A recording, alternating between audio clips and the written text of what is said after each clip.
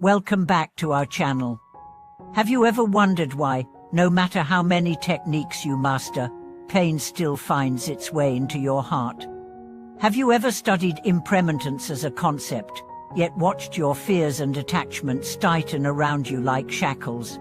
Today we unveil the hidden key that transforms suffering into freedom, the genuine practice of impermanence.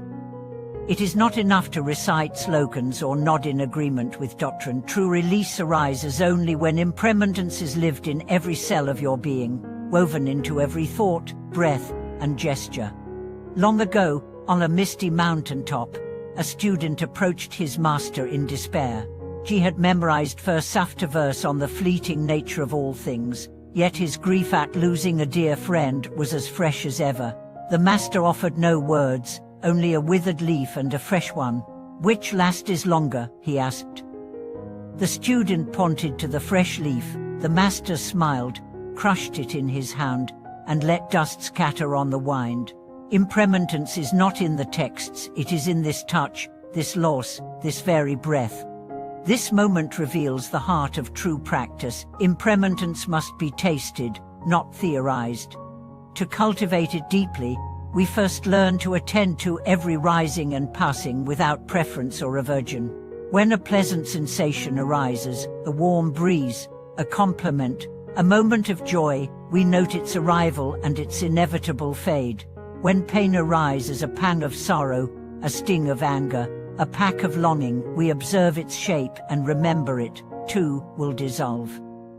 In this simple witnessing, the mind ceases to cling, and a profound peace emerges in the space between appearance and disappearance. But why does impermanence often feel like a threat rather than a liberation?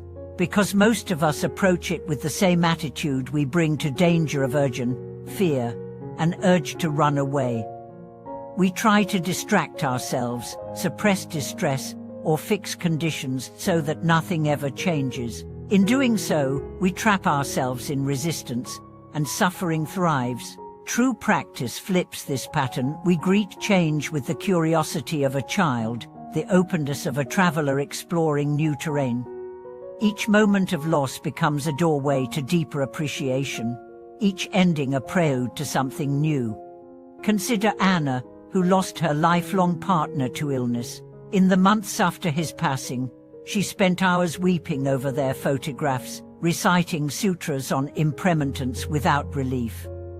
One dawn, she joined a simple walking meditation, focusing on the sensation of each foot touching earth and lifting again. As dew slipped from the grass and sunlight brushed her face, she felt grief and gratitude intertwine: grief for what was gone, gratitude for each step he had shared with her.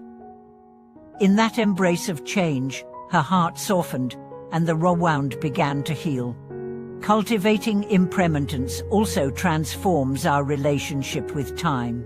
We often live as if life extends indefinitely, postponing our deepest intentions to someday. But when change is our constant companion, each moment gains urgency and clarity. We ask ourselves, what matters most? Whom do I wish to honor? Which tasks reflect the values that will outlast me? In this way, impermanence becomes the compass guiding our choices, infusing every decision with wisdom and alacrity. To deepen this living practice, integrate 3 simple yet powerful habits into your day. First, pause at transitions: rising, sitting, speaking, listening, and silently note the passing nature of each moment. Let these pauses become miniature gateways to presence. Second, turn toward discomfort instead of away. Acknowledge pain as a teacher, not an enemy. Offer it your attention and compassion, and watch as its edge softens. Third, dedicate each action, no matter how mundane, to the recognition that all things change. Washing dishes, sending emails, preparing meals, let each act be a meditation on impermanence. Over time, these practices weave together into a tapestry of awareness that transfigures suffering. Loss still arises, but it is no longer a bottomless pit. It is a tide that comes and goes, inviting us to born anew with each cycle. Joy still shines, but it no longer blinds us with attachment. It lights the path toward deeper freedom. As you embody impermanence, you discover that your true nature is not fixed but fluid, not bound by conditions, but open as the sky. In this boundless openness, suffering loses its grip, and every moment becomes an opportunity for liberation. Thank you for watching this video.